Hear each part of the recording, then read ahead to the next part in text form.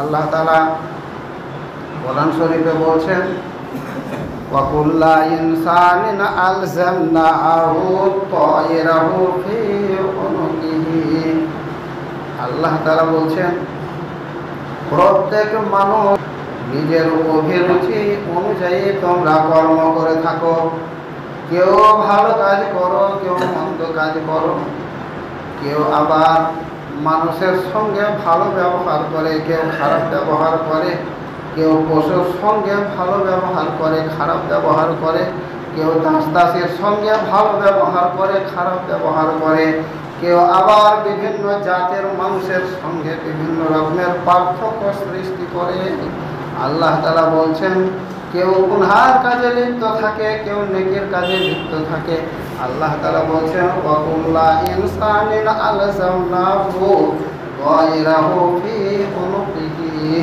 আমি দুনিয়ায় যত মানুষ আছে সমস্ত মানুষের আমলগুলো তোমরা ভালো করো, খারাপ করো, এই সমস্ত আমলগুলো আমি ঘাড়ের সঙ্গে সংযুক্ত করে দিয়েছি, তোমাদের ঘাড়ের সঙ্গে ঝুলিয়ে দিয়েছি। আমি ভালো কাজ করলাম, খারাপ কাজ করলাম, আল্লাহ তাআলা আমার ঘাড়ের সঙ্গে সংযুক্ত করে রেখেছেন, ঝুলিয়ে রেখেছেন, যেখান থেকে হারিয়ে যাওয়ার কোনো সম্ভাবনা নাই, কোনো ভয় নাই। আল্লাহ তাবারক ওয়া তাআলা বলছেন, ওয়া নুখরিজু লাহু ইয়াওমাল কিয়ামাতি। তোমরা আহওয়ালে বারজাখ, কবরের জিন্দেগি পার হয়ে যখন তোমরা হাসরের ময়দানে উঠবে, আমি তখন তোমাদের ওই আমলনামা, ওই যে ঝোলা তোমাদের ঘাড়ে ঝোলানো ছিল, সেইখান থেকে আমি সমস্ত আমলগুলো আমি বাহির করব।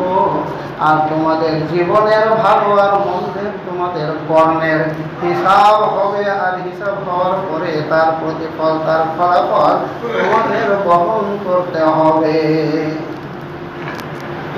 আল্লাহ তাবারক ওয়া তাআলা কিভাবে আমলগুলো সংরক্ষণ করেছেন? আল্লাহ তাআলা বলছেন, কিরামান কাতিবিন ইয়ালামুনা মা তাফআলুন। আল্লাহ তাআলা বলছেন, কিরামান কাতিবিন। আপনার ডান দিকে আর বাম দিকে দুইজন ফেরেশতা আছে। আপনার বাপের ঘাড়ে ফেরেশতা আছে, আপনার ছেলের কাছে ফেরেশতা আছে, দুনিয়ার সমস্ত মানুষের কাছে দুইজন করে আপনার আমল লেখার জন্য, আমার আমল লেখার জন্য ফেরেশতা নিযুক্ত রয়েছে। সমস্ত মানুষের সমস্ত ফেরেশতাগুলোকে একসঙ্গে আল্লাহ তাআলা বলছেন, কিরামান কাতিবিন। কিরামান কাতিবিন ফেরেশতার মধ্য থেকে আপনার কাছে দুইজন ফেরেশতা সংযুক্ত করে রাখা হয়েছে, নিয়োগ করে দেওয়া হয়েছে, নিযুক্ত করে রাখা হয়েছে।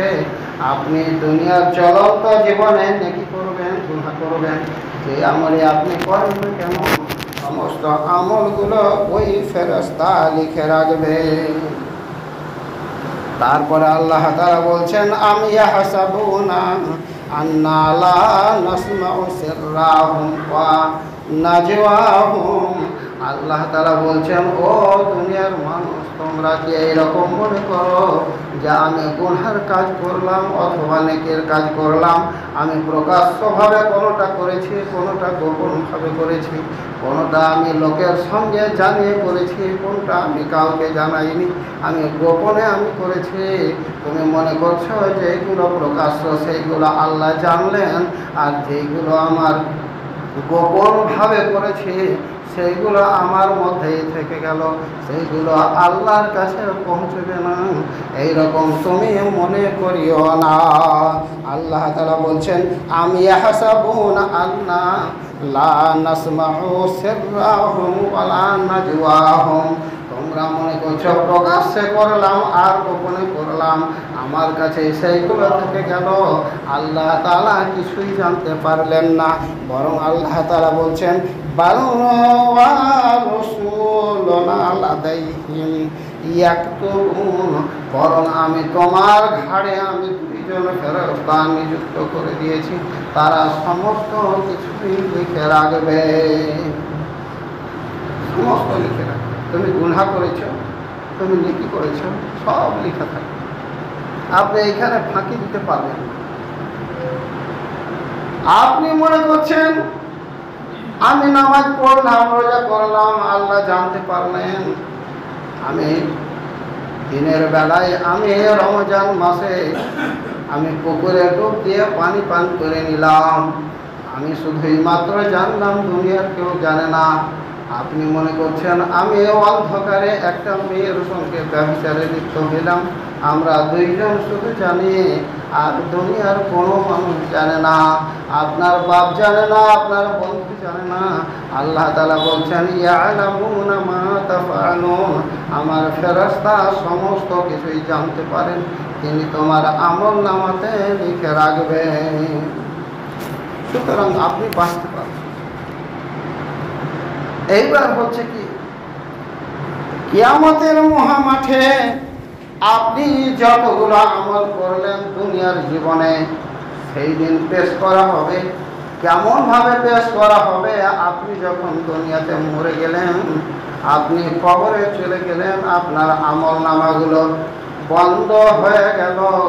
কোন জায়গাতে রাখা হয়? আল্লাহ তাআলা বলছেন কাল্লা ইন্না কিতাবাল ফুজ্জারি লাফি সিজ্জিন কিরামান কাতিবিন।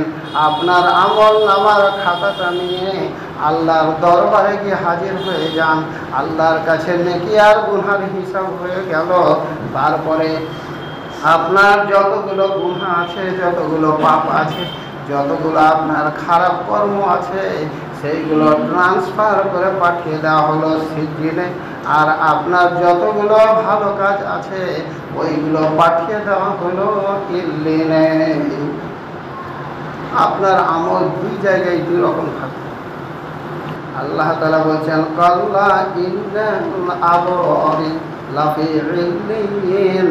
সূরা মুতাফফিফিনে আল্লাহ তাআলা বলছেন যে যে সমস্ত লোক নেককার হবে, ভালো কর্ম করে দুনিয়া থেকে বিদায় হবে, তাদের আমল নামা লেখা থাকে এবং সেইটা রাখা থাকে ইল্লিনে।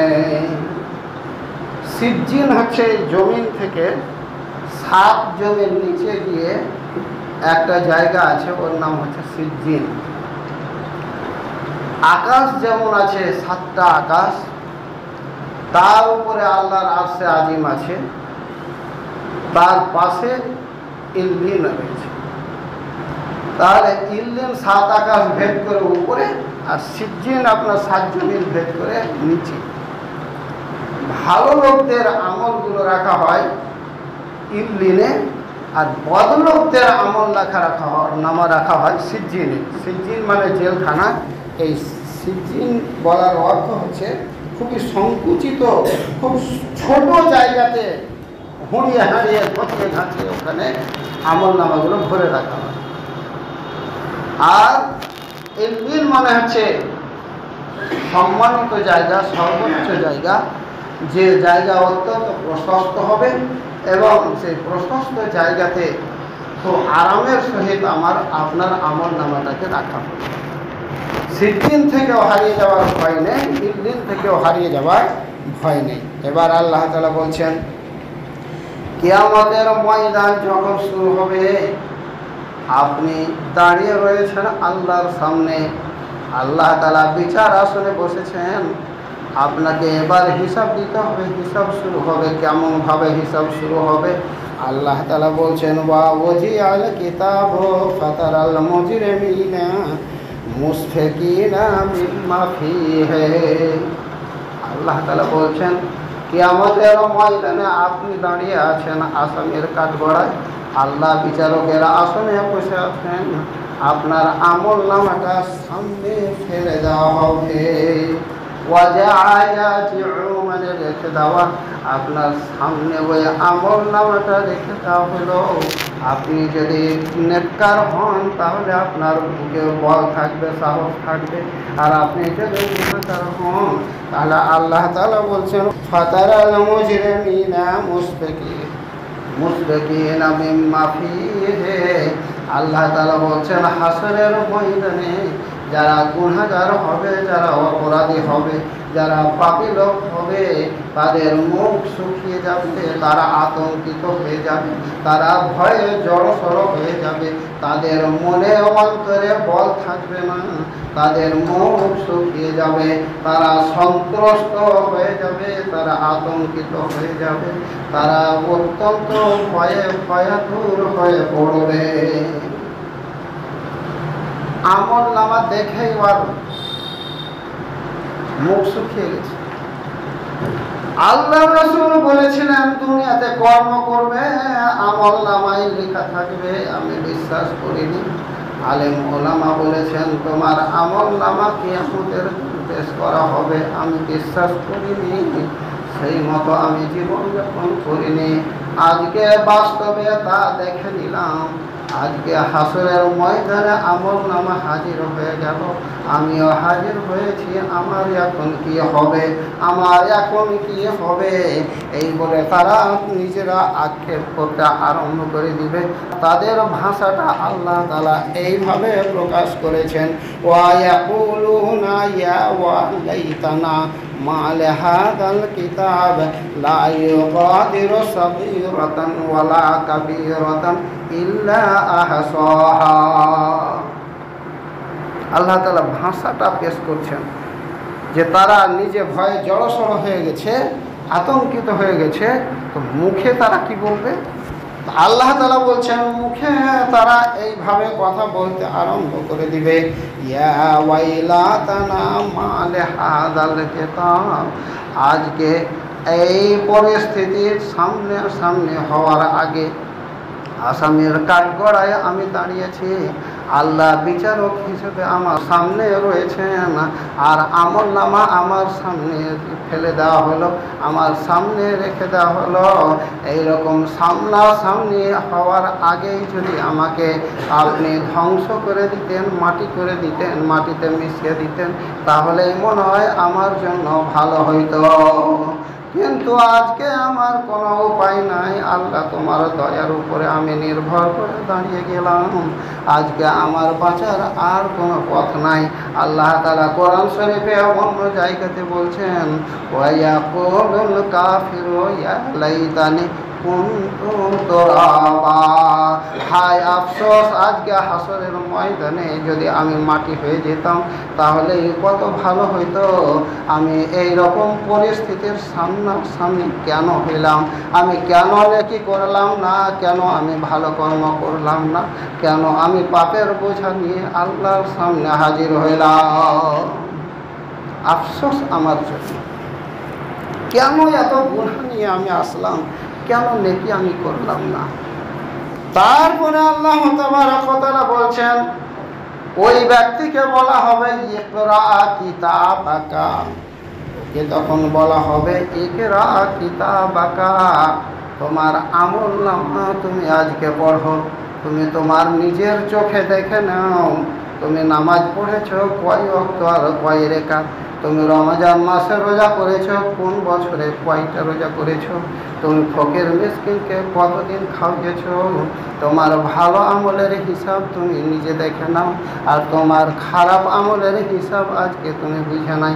ভালো আর মন্দ দুই রকম আমল নামায় লেখা আছে। ইকরা কিতাবাকা। আমরা দুনিয়াতে যখন কোনো বাইরে থেকে চিঠি আসে, ইংরেজিতে চিঠি আসে, তখন বড় বেটা শিক্ষিত আছে, তখন চিঠিটা নিয়ে গিয়ে বেটার কাছে বলে, বেটারে আমার এই চিঠিটা পড়ে দাও, আর তুমি বলে দাও এই চিঠিতে কি লেখা আছে। আপনি বলবেন হাসরের ময়দানে আমল নামা যদি আরবিতে থাকে, আমি তো মাওলানা হইনি, আরবি জানি না। আর যদি ইংরেজিতে লেখা থাকে তাহলে ইংরেজিতে পিএইচডি করিনি। যদি ফার্সিতে লেখা থাকে, ফার্সি আমি জানি না, কেমন করে আমল নামা আমি পড়ব? আল্লাহ তাবারক ওয়া তাআলা এর উত্তরে বলছেন, কাফা বে নাফসিকাল ইয়াউমা আলাইকা হাসিবা। হাসরের ময়দানে তোমার চিঠি পড়ার জন্য, তোমার আমলনামা পড়ার জন্য বড় বেটাকে ডাকতে হবে না, গাঁয়ের মাস্টার সাহেবকে ডাকতে হবে না, তোমার বন্ধু বান্ধবকে ডাকতে হবে না।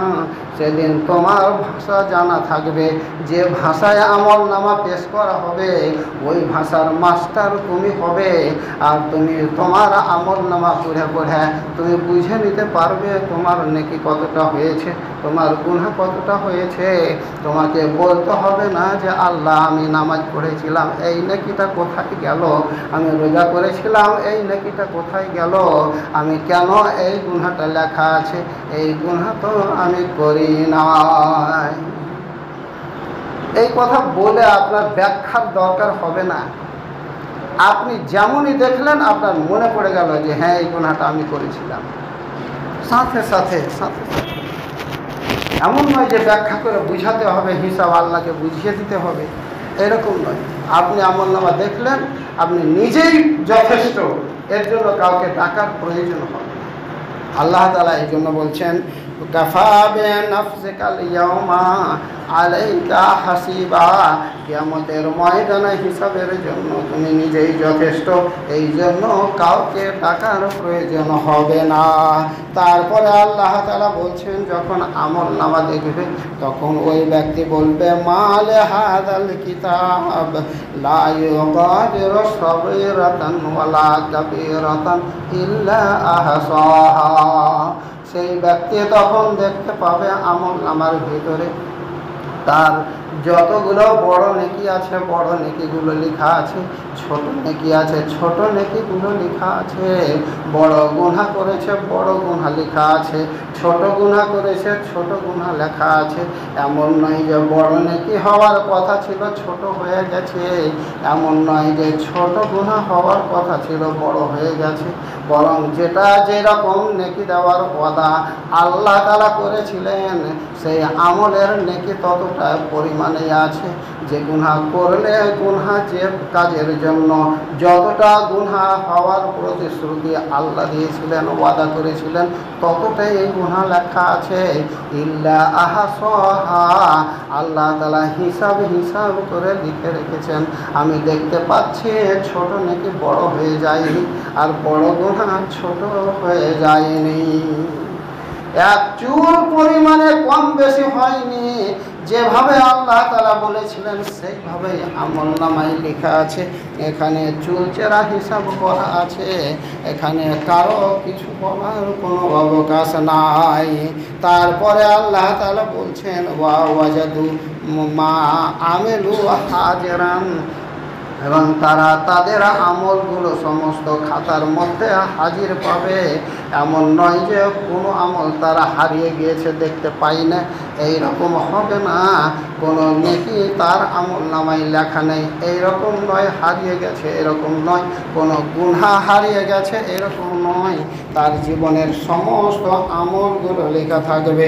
তারপরে আল্লাহ তাআলা বলছেন লা ইয়াজলিমু রাব্বুকা আহাদা, আল্লাহ তাআলা বলছেন হাসরের ময়দানে আজকে তোমাদের হিসাব যখন হবে তখন তোমাদের কারো উপরে কোনো জুলুম করা হবে না, কোনো জুলুম করা হবে।